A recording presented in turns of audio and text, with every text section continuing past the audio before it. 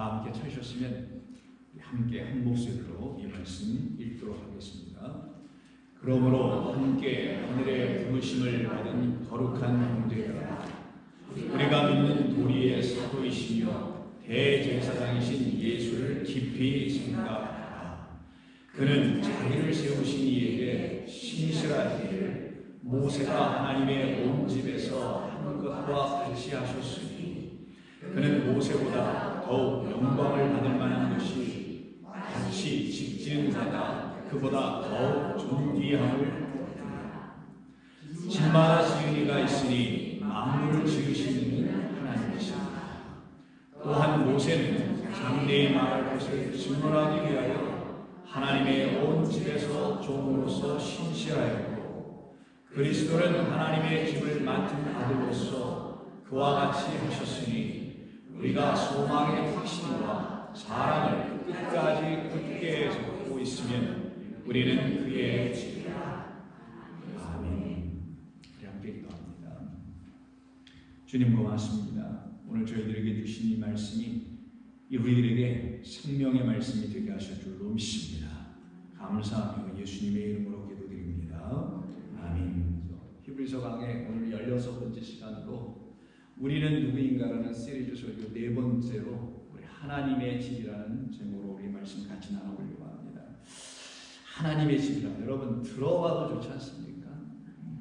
성경에 이런 말씀이 있다는 것이, 그래서 성경의 말씀이 참으로 복된 말씀이라는 것을 알게 되는 것이죠. 곳곳에 이런 말씀들이 아주 산재해 있습니다. 우리는 하나님의 집이라는 것이에요. 우리는 아무것도 아닌 게 아니라 우리는 하나님의 집이라는 것입니다. 그래서 오늘 본문을 보셔도 6절밖에 되지 않는데 그 가운데 무려 3번에 걸쳐서요, 3절에 걸쳐서 이 하나님의 집에 대한 이야기가 쭉 언급되어 나옵니다. 먼저 첫 번째가 3장 2절에 있어요. 보시면 그는 자기를 세우신 이에게 신실하시기를, 여기서 그는 그리스도십니다. 그리스도는 자기를 세우신 이에게 신실하기를 마치 모세가 하나님의 온 집에서 한 것 같이 하셨으니. 그래서 하나님의 온 집, 하나님의 집인데요, 이 말이 다시 언급되어 나오고 있어요. 그리고 또 나옵니다. 5절에도 보실까요? 또한 모세는 장래에 말할 것을 증언하기 위하여 하나님의 온 집에서 종으로서 신실하였다라고 합니다. 그래서 여러분 느끼시는 게 있죠. 이 본문에서 이 히브리서 기자는요, 모세와 그리스도를 이렇게 비교하며 대조하며 이렇게 써나가고 있다는 것을 금방 느끼셨을 겁니다. 그래서 모세에게는 어떤 것을 말하냐면은 하나님의 종으로서라고 신실하였다고 얘기해요.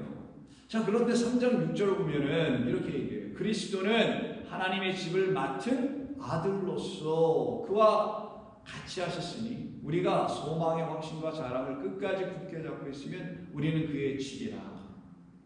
이렇게 말씀합니다. 여기서 우리는 알 수 있습니다. 모세에게는 종을, 그리스도에게는 아들을. 여러분 이 말씀 아시죠? 종은 그 주인이 하는 것을 알지 못하고 오직 아들만 그 아버지 주인이 하는 것을 아나니, 그럼 아버지의 아들만이 그 아버지의 된 주인, 곧 위에 만유의 주 되신 하나님의 뜻, 아버지의 뜻을 알 수 있는 분은 아들밖에 없다는 것이죠.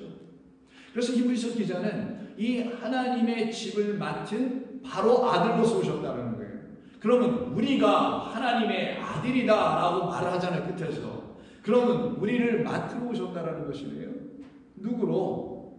하나님의 뜻을 알고 계신 그 아들로 오셔서는 우리에게 하나님의 뜻을 가르쳐 주시려고 오셨다라는 그런 말씀이겠죠.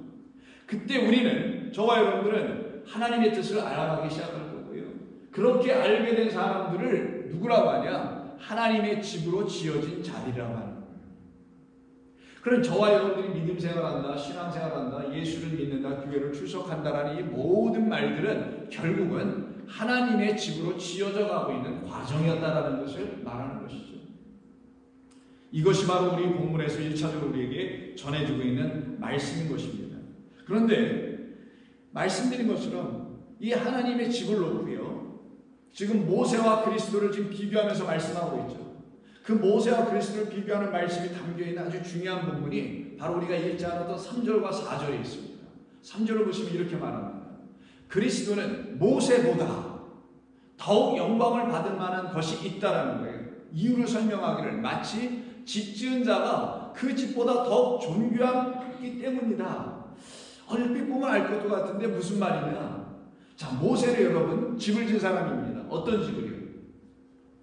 아시잖아요. 성막이라는 집을 지은 사람이잖아요. 광야에서 출애굽하자마자 광야에서 성막 회막을 지은 사람이에요. 그는 하나님의 집을 지은 사람 맞아요. 그럼에도 불구하고 히브리서 기자는 진짜 집을 지은 자는 모세가 아니고 누구다? 그리스도라고 이야기를 하더라는 거예요. 그 이야기를 보니 이런 이유 때문에 그렇다라는 거예요. 마치 집 지은 자가 그 집보다 더 존귀하기 때문이다. 그럼 여기서 말씀하는 내용이 뭐냐면 모세가 집을 지은 것 같으나 그가 지은 것은 눈에 보이는 회막과 성막을 지은 것에 불구하고 모세가 진정 지으려고 했다는 것은 우리를 하나님의 집으로 지으려고 했던 것이었다. 그게 그리스도가 지으려고 하시는 하나님의 집, 바로 우리라는 사실을 가르쳐주는 것이죠. 그러니 그리스도는 누구신가? 집을 지으시는 분이요. 모세는 누구인가? 그리스도에 의해서 지어질 자라는 것을 말하는 거예요. 그리스도에 의해서 지어질 하나님의 집이 되어야 될 그 모세와 같은 저와 여러분들 모두는 곧 그리스도라는 하나님의 아들로 말미암아 지어져야 될 하나님의 백성들인데 그 백성들을 하나님의 집으로 지은 사람이 그리스도이시고 그러기에 집을 지으신 분은 그 집 안으로 들어와서 살 거 아니겠어요? 집을 지어놓고 다른 사람이 들어와서 살라고 하지 않을 거 아니겠냐고요. 집을 지은 자는 그 집 안으로 들어가서 거하여 살게 됩니다. 그러니 그 집보다 더 위대한 자는 집을 지으신 이유, 집된 우리보다 더 위대하신 분은 우리 안에 거하신 그리스도 하나님의 아들이시다라는 것을 말하는 것입니다. 그러기에 4절에서 뭐라고 하냐면 집마다 지은 이가 있으니 만물을 지으신 이는 하나님이시다. 원래 이렇게 되어 있지 않고 원래 이렇게 되어 있습니다. 모든 집은 누군가에 의해서 지어진다라고 되어 있어요. 자, 모든 집마다 누군가에 의해서 지어진다. 그리고 그 집을 다음에 어떤 말로 바꿔서 히브리서 기자는 얘기하냐면 만물로 바꿔버립니다. 그래서 집과 만물이 한 쌍이 되는 거예요. 만물은 지으신 이가 계신데 누구이신가? 여기다가 누군가를 쓰지 않아요. 곧바로 누구라고 말합니까? 하나님이시다. 그럼 만물을 지으신 분은 하나님이시요. 그 만물 안에 거하시는 분은 또한 그럼 누구겠어요? 하나님이시겠죠. 지금까지 쭉 들어보니 왜? 집을 지은 자는 집 안에 들어가서 사는 게 마땅하니까. 그러면 집마다 지은 이가 누군지를 모르고 있는 우리들에게 그 집을 지으신 이가 누구이신지를 가르쳐주는 말씀이겠죠. 바로 우리를 하나님이 거하실 거룩한 처소와 집으로 지으실 분이 바로 하나님이신데 그 하나님께서 당신의 아들로 이 땅에 오셔서 우리를 당신이 거하실 만한 거룩한 처소로 지으시겠다. 그것을 가르쳐 알려주시려고 하나님께서 먼저 하신 일이 무엇이냐? 만물이라는 걸 지으신 것이다라는 거예요. 우주 모든 것을 지으셨다라는 거예요. 자, 이때 만물이라는 것은 보이는 모든 물체와 생물체와 무생물체 이런 모든 것들을 포함한 거겠죠. 근데 여기서 우리가 놓쳐서는 안 될 것이 하나 있습니다. 우리가 만물이다라고 말하면 그때 만물은 자기가 빠져있는 상태에서 만물을 항상 얘기하는 것 같아 보여요. 그래서 여러분 우리는 그러면 안 돼요. 만물 안에는 우리가 포함되어 있다는 것을 꼭 알아야 됩니다. 왜냐하면 만물은 하나님이 지으신 피조물이기 때문입니다. 우리는 그 피조물 중에 하나예요. 하나님의 생명이 담겨있는 피조물들이 바로 이 만물이라는 거예요. 하나님의 생명이 있는 그들이 바로 하나님의 집이라는 걸 가르쳐주는 것입니다. 그러기에 여기서 지은다라는 말을 하고 있는데 이 지은다라는 말은 헬라어로 좀 써드렸습니다만 카타슈규아조라고 하는데 이게 짓다라는 말 맞아요. 집을 짓다, 건축하다 이런 뜻을 갖고 있어요. 그런데 이 말은 본래 그런 뜻만 갖고 있지 않고 준비하다 아니면 준비를 시키다라는 본래의 뜻이 있어요. 자, 그러면 집을 짓는다는 말을 여기서 왜 쓰는 것인가? 하나님께서 우리에게 뭔가를 가르쳐 주시기 위해서 만물도 지으신 것이고 우리에게 뭔가를 보여주고 알려주시려고 모세에게 명하여 회막을 짓게 하신 것인데 그 모든 것은 다 무엇에 불과하냐? 준비에 불과하다라는 거예요.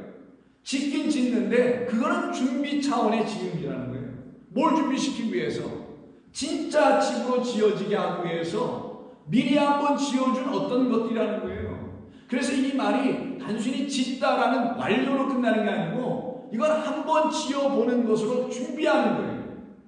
진짜 지어야 될 것은 이걸 지어보고 이렇게 짓는 거구나, 이렇게 또 지어져야 되는 거구나 라는 걸 가르쳐주기 위한 예비의 집입니다. 마치 모델하우스 같은 거라는 거예요.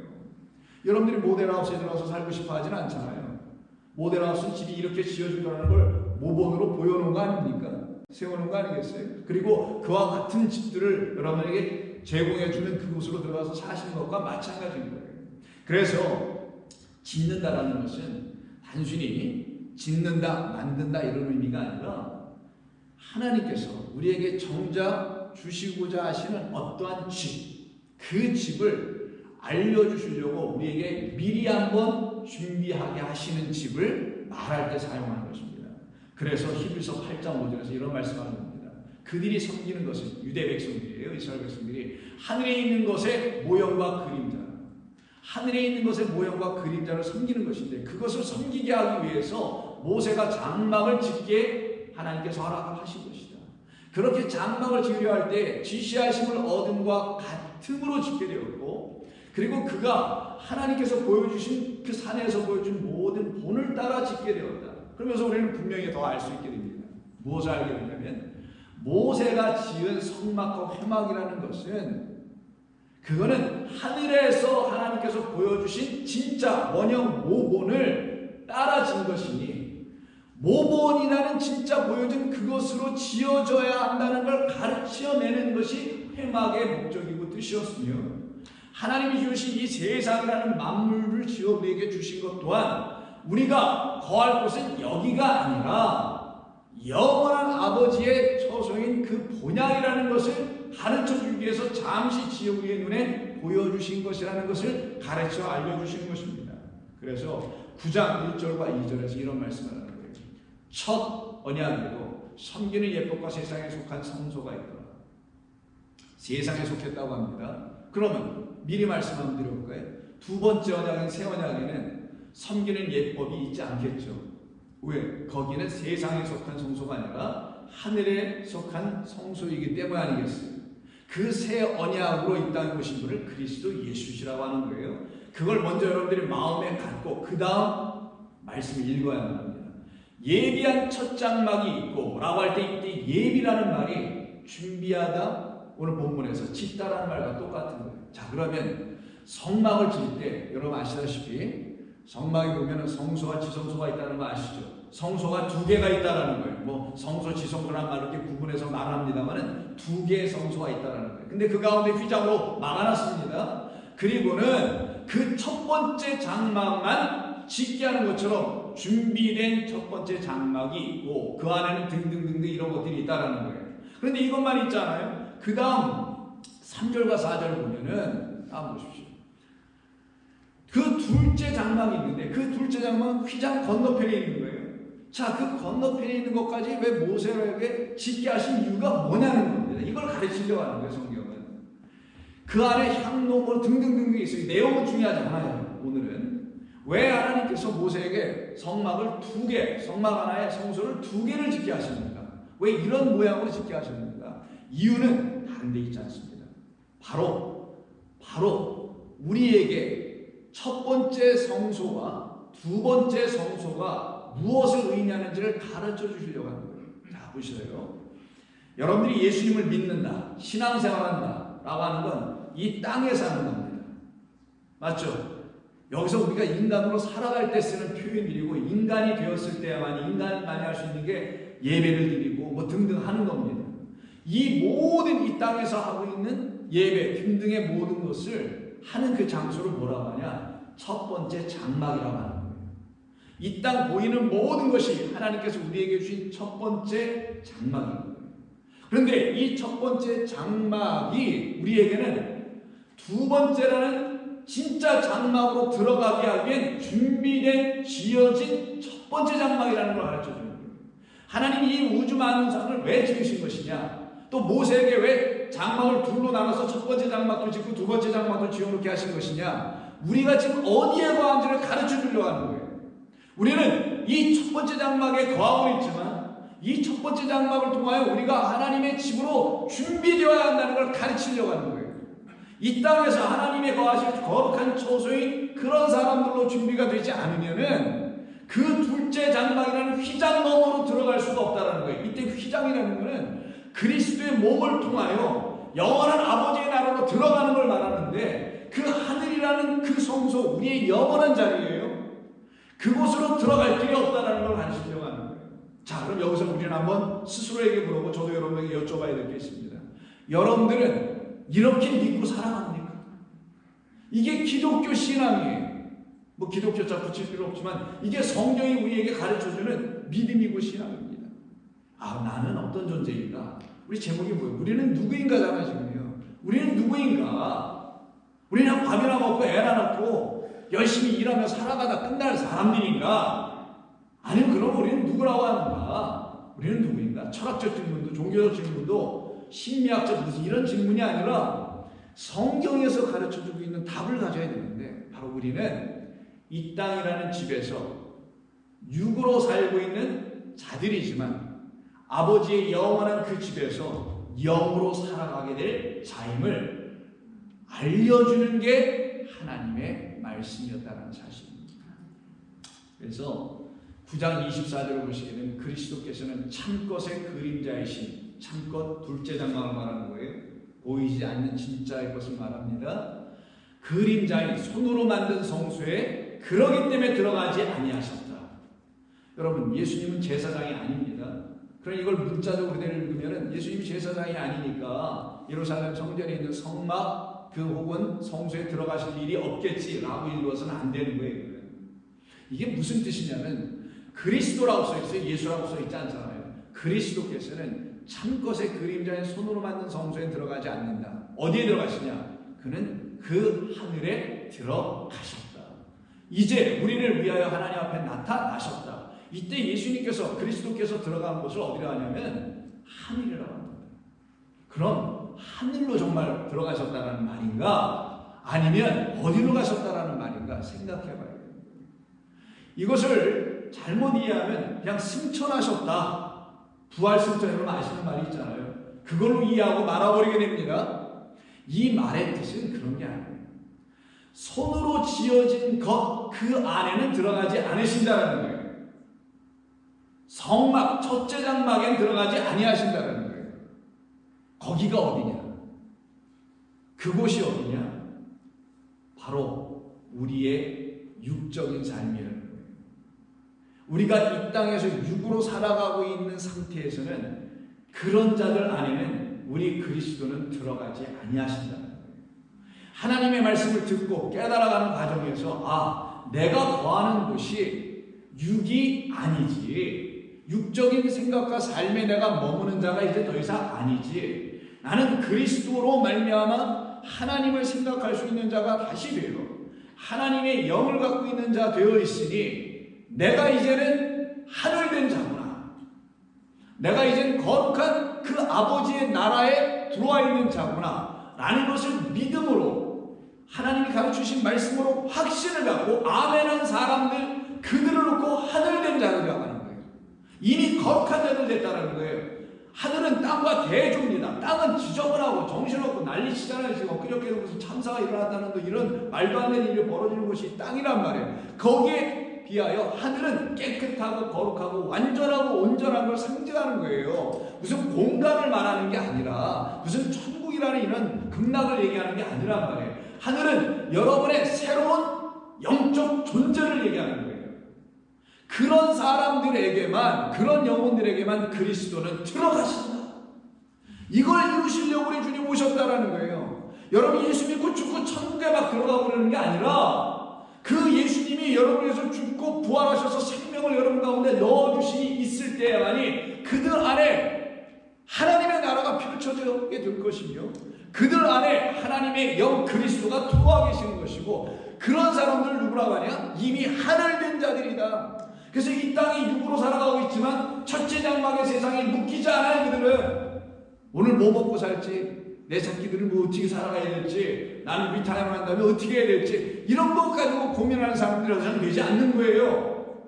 아직도 그런 걸 신경 쓰고 있으면 안 됩니다. 그래서 10장 9절 한번 보시면 히브리서에서 이런 얘기를 해요. 그 후에 말씀하시길 보시옵소서 내가 여기서 나라는 것은 그리스도예요. 하나님의 뜻을 행하러 왔나이다 하셨으니 그 첫째 것을 폐하시기 위해서 이게 하나님의 뜻. 그리고는 둘째 것을 세우려 하십니다. 그럼 이런 말씀들을 깨달아 알아들어야 되는 거예요. 성경이 무엇을 말하려고 하는지. 첫째 것을 폐한다는 건 단순히 무슨 율법을 폐해버리고 이런 말이 아니에요. 율법은 폐해질 것이 아니라 율법은 그리스도로 말미암아 더 온전해져야 되는 거예요. 첫째 것을 폐한다는 것은 육으로 살고 있는, 그래서 거기에 묶여있는 그 육의 나라에 제한당하고 끌려가고 있는 우리라는 존재들을 폐하러 오신 거라는 걸 얘기해요. 왜? 거기에 계속 묶여있으면 우리는 그 나라, 그 휘장 넘어라는 그 영원한 나라로 들어갈 수가 없기 때문에, 하늘 못 되기 때문이라는 겁니다. 그래서 우리로 하여금 스스로 우리가 폐하지 못하잖아요. 여러분, 우리가 어떻게 우리의 이 육적인 것 스스로 폐하고 살아요? 무슨 자살을 할 거야? 뭐 어떻게 할 거야? 안 되잖아요. 그거는 우리가 어떻게 우리의 이 땅의 것을 우리가 버리고 어떻게 할 거냐고. 안 되는 거죠. 안 되는 우리에게 되는 길을 길이되어 오신 분이 그리스도이신데 어떻게 하시냐? 당신의 육체로 이 첫째 것을 무너뜨려 버리는 거예요. 여기에서 믿음이 역사되는 겁니다. 여기서 첫째 것이라는 건 땅의 것이에요. 육의 것들을 말하는 거예요. 둘째 것은 하늘의 것, 영의 것을 말하는 둘째 장막이라는 것을 말하는 겁니다. 이것을 우리에게 세워주시려고 우리 주님 오셔서 하시는 겁니다. 그래서 10절에서 뭐라고 합니까? 이 뜻을 따라 예수 그리스도께서 몸을 단번에 들이심으로, 그래서 이 말이 붙는 거예요. 예수님이 왜 십자가에서 죽음당하신 것인가? 이걸 가르쳐주는 거예요. 히브리서 기자는. 지금의 많은 기독교 교인들은 그냥 자기의 무슨 죄 때문에 죽으신 걸로만 자꾸만 그걸 협소하게 생각하잖아요. 죄를 넓게 보지 못하고 그냥 자기 어떤 하나 두의 이런 죄만 붙잡고 자꾸만 예수님의 십자가 사건을 이해하려고 하는데, 그 정도가 아니에요. 지금 이 예수님의 십자가 사건은 그리스도께서 십자가에서 당신의 몸을 단번에 들여주심은 그 하나님의 뜻을 이루기 위한 것이었으며, 그 뜻이 우리에게 나타나시게 되면 어떻게 되냐? 우리가 다 거룩함을 얻게 되는 것이다. 이때 왜 거룩함을 얻게 되는 것이라고 히브리서 기자가 쓰는 것이냐면, 거룩하다라는 말 자체가요, 이 땅에 있는 말이 아니고 그거는 둘째 것, 하늘에 있는 것, 둘째 장막인 우리의 영원한 처소에 대한 이야기. 우리가 거룩함을 얻게 되었다는 건 우리가 이젠 더 이상 땅에 속한 자들로 살아가지 않게 하시겠다. 이 일을 이루시기 위해서 우리 주님께서 십자가에서 우리 안에 있는 육의 것을 우리 스스로 무너뜨리지 못하니 내가 어떻게 무너뜨리는지를 한번 봐라. 죄에 대하여, 세상에 대하여, 육에 대하여, 사람 생각에 대해서 어떻게 죽어야 되는 것인지를 내가 가르쳐 줄 테니 한번 봐라 해서 보여주신 것이 십자가 사건이며, 그리고는 우리는 또 어떻게 죽는 것이냐? 그리스도와 함께 죽을 때 그가 하신 것처럼 똑같이 진리의 영에 의해서, 진리의 말씀에 의해서 우리의 생각들과 육의 모든 묶여있는 것들이 거기서 함께 폐함을 당하게 되어야 되는 거예요. 그래야만이 첫째 것이 비로소 우리에게서 떠나가는 역사가 나타나는 거예요. 그렇지 않으면 첫째 것은 안 떠나가요. 그래서 예배를 실컷 드리고 찬송 열심히 부르고 기도 많이 했는데 나가면 또다시 내가 언제 예수 믿는 사람인가 하고 완전히 바뀌어진 또 다른 사람을 그대로 살아가는 거예요. 그래서 그들은 맨날 이 사람이 도대체 예수 믿는 사람 맞아? 저는 이런 분들이 한두 분이 아닌 것을 수없이 만난단 말이에요. 그런 방법을 주시려고 여러분들 앞에 여러분들에게 예수님이 찾아오신 것이 아니라, 그리고 뭐 교회 와서 무슨 돌이켜 회개를 하니 이러라고 지금 예수님이 십자가에서 죽으신 게 아니란 말이에요. 단 한 번입니다. 한 번에 드려졌다는 건 여러분들에게는 똑같이 한 번의 역사로 일어나게 될 일이라는 걸 알려주는 거예요. 그렇지 않으면 여러분들은 계속 책밖이에요. 끊임없는 책밖이에요. 주여 하는 것으로 끝나게 됩니다. 제가 아직 컨디션이 제대로 돌아오지 않아서 이게 어눌한 상태에서 전하다 보니 아직 이게 덜 접수가 되는 것 같아 보이는데 잘 이해하셔야 합니다. 이 중요한 말이에요. 자, 그래서 주님께서 우리를 거룩하게 하시기 위한다는 건 우리를 뭐 정결케 이 땅에서 살아가게 하시기 위해서가 아니에요, 여러분. 그런 말들이 아니에요. 이 성경에서 사용된 모든 단어, 용어들을 그렇게 자기의 자기에게 막 적용해가지고 막 쓰려고 하면 안 됩니다. 이건 아버지의 뜻을 이루어내는 말이에요. 아들들을 당신의 거룩한 자리로 데리고 오시려면 우리를 거룩하게 만들어야 된단 말이에요. 그래서 하시는 표현이니까 여기 뭐 설명된 거 다 유심히 보시고 제가 말 안 할 테니까 저는. 그래서 베드로전서 한번 보실까요?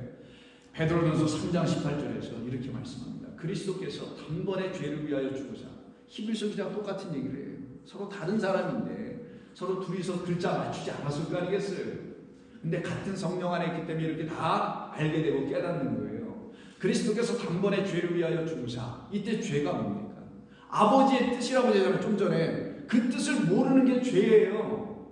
이거 정말 아무나 하시는 거야 뭐예요? 죄라는 건 여러분의 자리 잡은 것을 죄라고 하는 게 아니란 말이에요. 그걸 갖고 맨날 죄라고 하니 그냥 서로 죄 타령이라 하지. 죄는 하나님께서 아들된 우리들에게 아버지의 뜻을 이렇게 주었는데 이걸 무시해버려. 안 들으려고 해.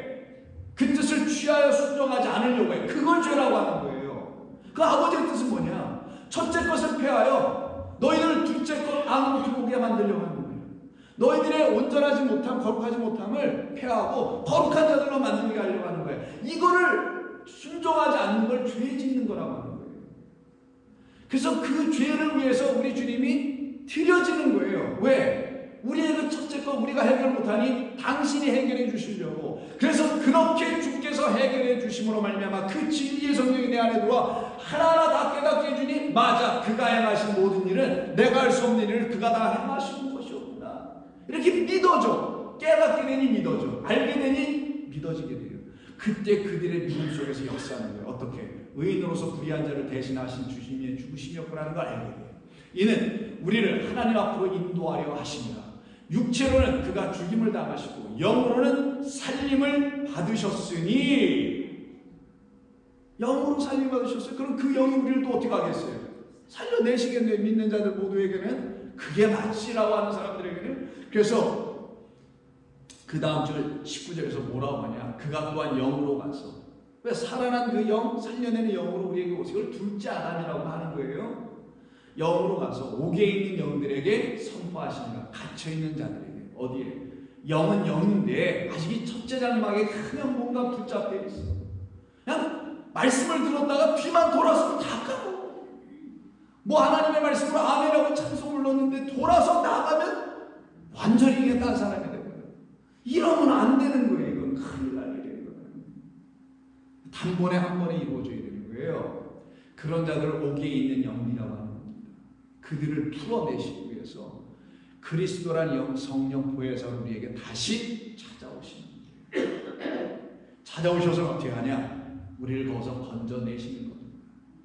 그래서 그들은 전에 노아의 날 방주를 준비할 동안 하나님이 오래 참고 기다리실 때에 순종, 복종하지 아니하던 자들이더라. 이들을 죄인이라고 하는 거예요. 방주에서 물로 말미암아 구원을 얻은 자가 몇 명뿐이니 겨우 8명이라. 자, 이때도 준비가 오늘 본문에서 사용된 그 집을 짓다의 준비예요.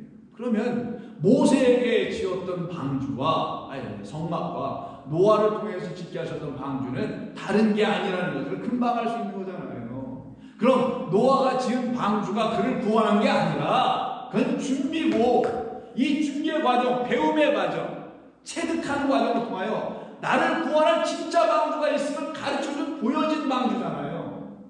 그리스도라는 예수님, 이 땅에 육신으로 오신 그분은 나에게 진짜 하나님을 가르쳐주기 위해서 준비되어 우리 가운데 보내어지신 분이라는 것 또한 알게 될 거 아니겠냐고요. 그때 그들은 진짜 방주로 말미암아 구원을 받는 거예요. 그래서 뭐라고 했어요? 그 방주, 그 안에 물이 들어와야 안 들어와요? 못 들어오게 하잖아요. 근데 이 방주는 물이 못 들어오지만 그리스도 예수라는 방주 안에는 물과 피와 성령이라는 게 있단 말이에요. 그래서 뭘로 구원받았다고 되어 있어요? 물로 말미암아 구원을 받았다고 하는 거예요. 그 물 어떤 물? 방주 안에 있는 물. 방주 밖에는 똥물들이고 세상의 물들이고요, 심판의 물들이었고, 그걸로 다 물에 빠져 죽은 거고, 진짜 물은 방주 대신 그리스도 예수 안에서 흘러가고 있는 참된 생명수라는 진리의 성령이라는 우리 안에도 들어와야 하는 그 물을 말하는 거예요. 그 물로 인하여 구원받는 자들이 누구냐? 방주 짓고 있는 사람들이라는 거예요. 그럼 여러분들과 저는 해야 될 일이 뭐냐? 이 땅에서 성막 짓는 거예요. 첫째 장막. 첫째 장막에 뭐가 있어요? 세 가지가 있어요. 떡상, 등잔대, 향단이 있어요. 그 향단화가 아니라 분향단. 이 세 가지가 우리에게 뭐라는 거냐? 참된 그 너머에 있는, 휘장 너머에 있는 언약궤라는 진짜 말씀을 가르쳐 주게 하는 거예요. 그래서 저와 여러분들은 이 땅에서 하나님의 말씀으로 지어야 되는 거예요. 뭐를? 진짜 하나님의 성소를. 어디에? 여러분에게. 그럼 여러분이 뭐가 돼요? 둘째 장막, 진짜 성소, 하늘이라고도 하는 하나님의 거룩한 처소가 되어버리는 거예요. 이들을 구원받은 백성이라, 물에서 건져진 주의 자녀다라고 하는 거예요. 이런 걸 모르고 무턱대고 예수를 믿으면 어떻게 할 거예요? 그냥 절에 가서 비는 것이나 뭐가 달라요? 그러면 아니 되는 겁니다. 그래서 히브리서 11장에서도 이 노아에 대한 이야기를 똑같이 해요. 그래서 베드로가 혹시 히브리서를 썼나 하는 생각을 할 수 있게끔 하는 이 둘이 커뮤니케이션을 하게 됩니다. 히브리서 11장 7절은 믿음으로 노아는 아직 보이지 않는 일, 그게 뭐예요? 이거 심판 아닙니다. 보이지 않는 일이라는 건 그에게 진짜 방주가 들어와서 그를 어떻게 할 거? 구원해낼 일, 그게 진짜 보이지 않는 일이에요. 보이지 않는 진짜 방주. 여러분, 방주와 성막은 똑같아요. 성막 3단계로 지어진 거 아시죠? 방주도 3층으로 지어져 있어요. 똑같은 거란 말이에요, 둘 다가. 그래서 경고하심을 받아 경외함으로 방주를 준비하여, 이렇게 말해요. 방주를 준비하여, 그리고 어떻게 되냐? 그가 하나님이 준비됐다라는 거예요. 방주를 준비하다 보니 자기가 누가 돼요? 하나님의 집. 우리는 하나님의 집이에요. 하나님이 거하실 거룩한 처소가 되더라는 거예요. 여러분에게 하나님의 말씀이 들어오도록, 하나님의 말씀이 여러분들에게 생명이 되도록 날마다 하나님의 말씀을 주야로 묵상하며 그 말씀으로 살아가는 자들이 바로 방주를 짓는 자들이요, 모세처럼 회막을 짓는 자리라고 하는 거예요. 그걸 짓게 한 거예요. 한번 전부 다 이스라엘 백성 모두에게 짓게 한 건데, 이스라엘 백성들의 문제가 뭐였냐면 그것만 짓고 말아버렸다라는 거예요. 그리고 보이는 성전에서 열심으로 예배나 드리고 찬송이나 부르고 등등을 하고 말았던 거예요.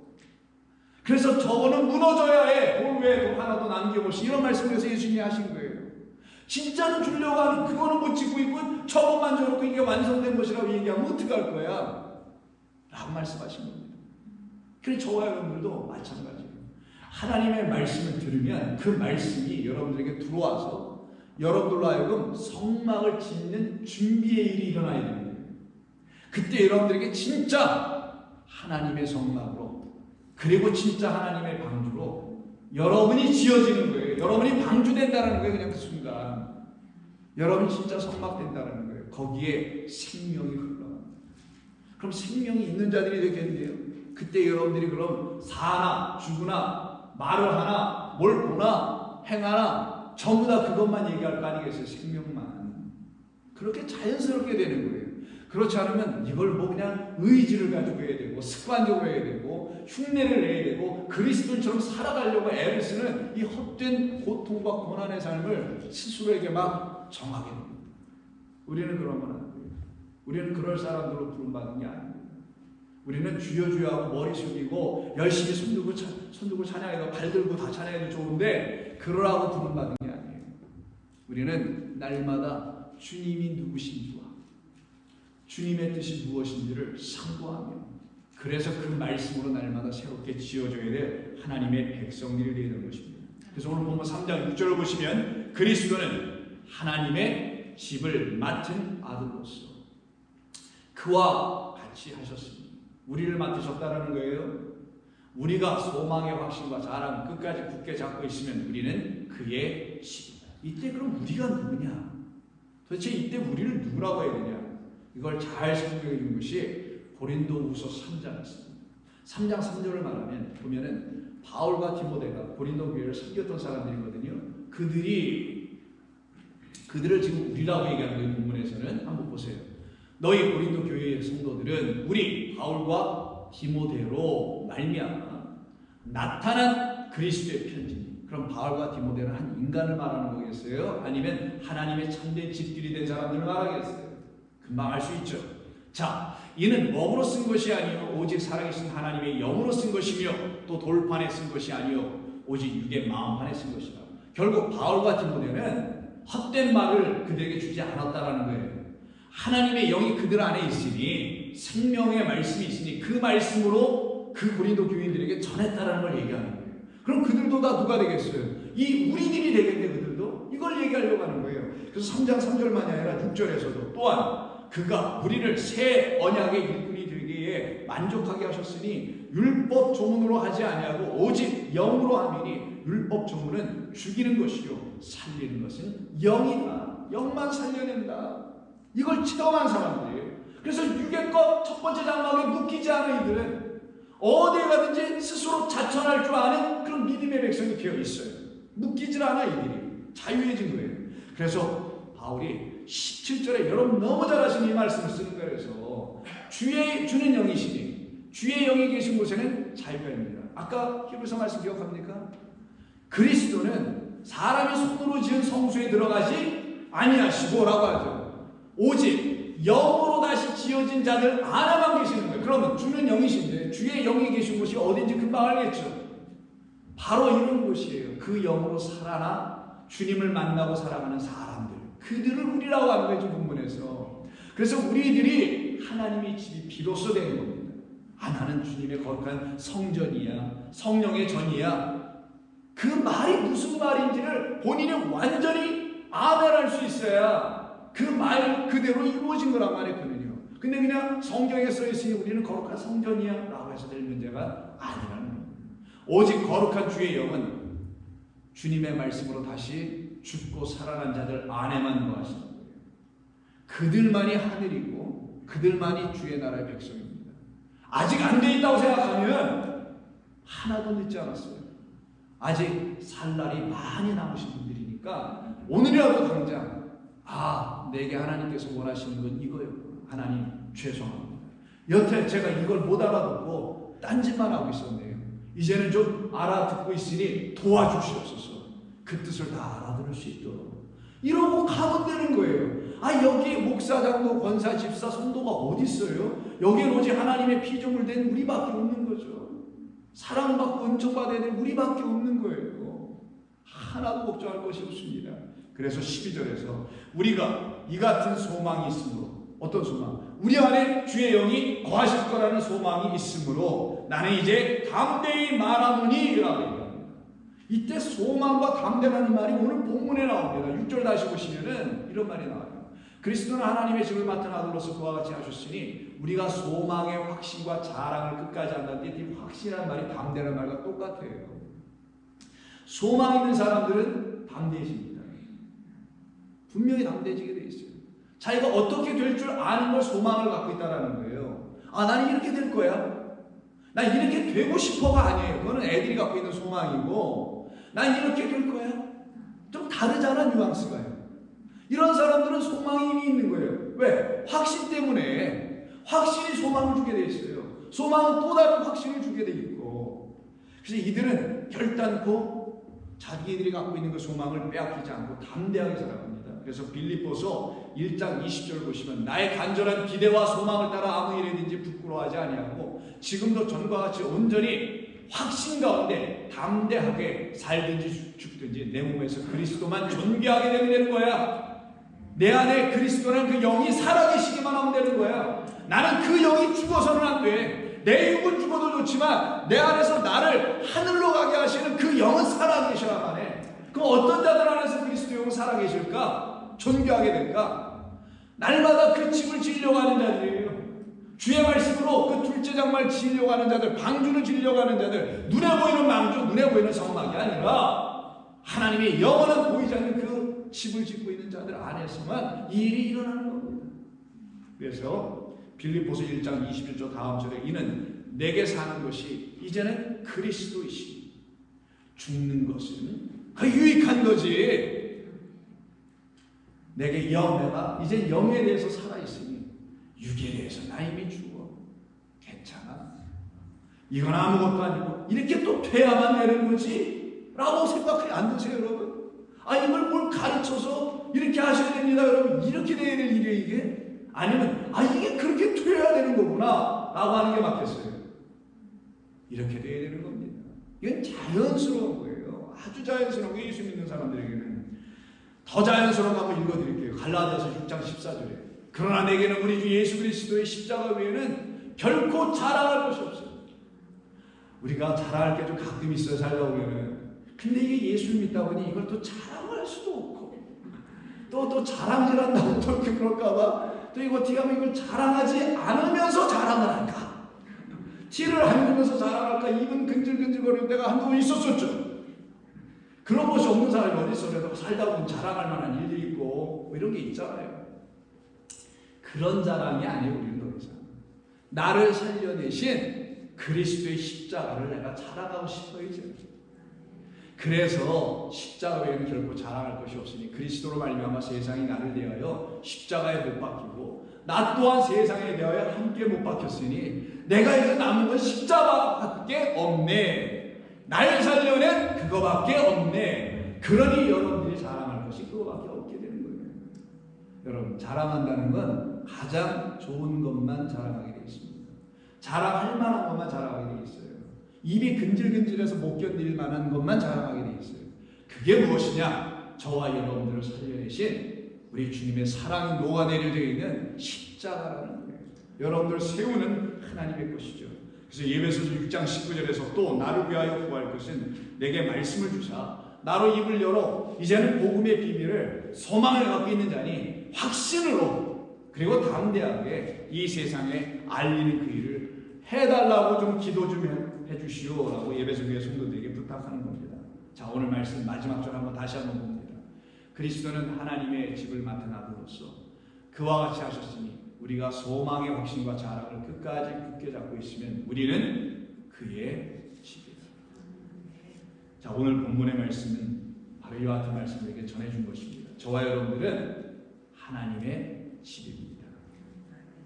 하나님의 집이 된 여러분들 안에는 반드시 하나님의 아들인 그리스도라는 그 영이 계시게 되어 있습니다. 그래서 그들은 사나 죽으나 다 주의 것으로 되어 있습니다. 그들 안에 생명이 있으며 진리가 있으며 기쁨이 있으며 소망이 있으며 확신이 있으며 그리고 담대함이 있습니다. 그들은 자유합니다. 그들은 날마다 주와 함께 살아가는 것을 기뻐합니다. 기도하겠습니다.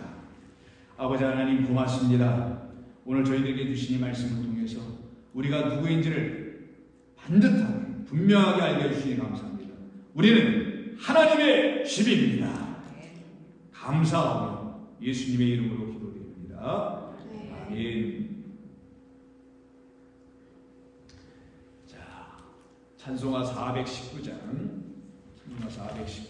이 찬송 부르시고 예배를 마치겠습니다.